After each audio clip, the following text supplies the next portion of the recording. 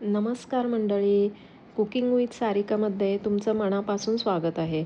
आज आपण बनवणार आहोत एक खूपच स्वादिष्ट हलकी-फुलकी अशी डिश, सुरळीची वडी, ज्याला खांडवी असंही म्हणतात. बेसन, ताक आणि हलक्या मसाल्यांपासून बनणारी ही डिश खायला खूपच मऊ, चविष्ट आणि पटकन तयार होणारी आहे. चला तर मग आजच्या व्हिडिओमध्ये आपण अगदी सोप्या पद्धतीने परफेक्ट सुरळीची वडी कशी बनवायची ते पाहूया.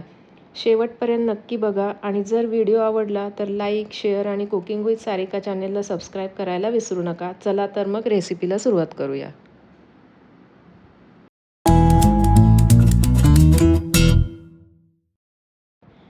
सर्वात आधी मी एका पातेल्यामध्ये 2 वाटी आंबट ताक घेतलंय.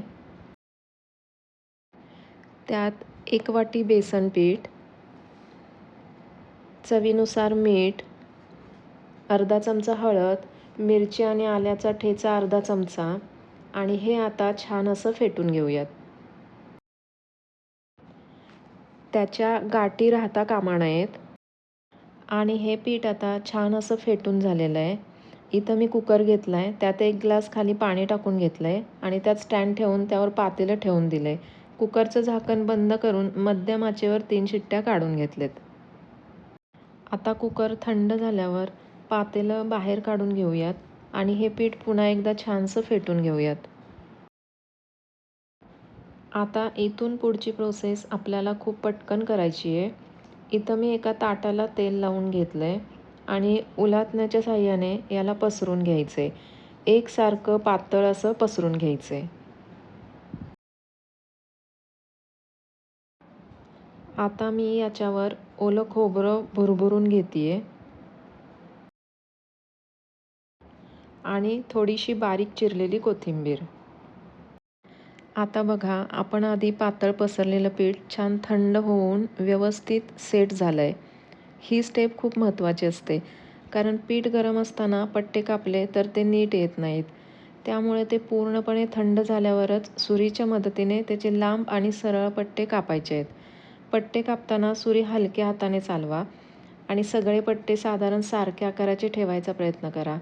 खूप जाड पट्टे कापले तर रोल करताना सुरळी नीट वळत नाही आणि खूप पातळ कापले तर ते तुटू शकतात.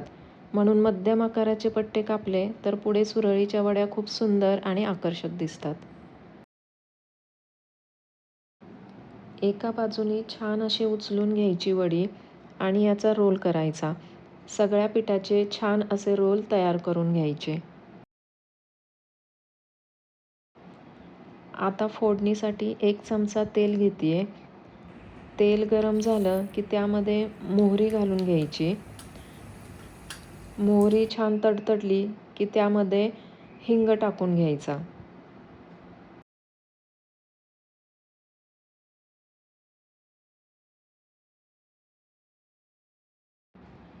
आता ही गरम फोडणी हलक्या हाताने सुरळीच्या वड्यांवर घाला. वरून थोडं ताजं खोबरं आणि कोथिंबीर घातली की आपल्या चविष्ट सुरळीच्या वड्या सर्व्ह करायला अगदी तयार आहेत.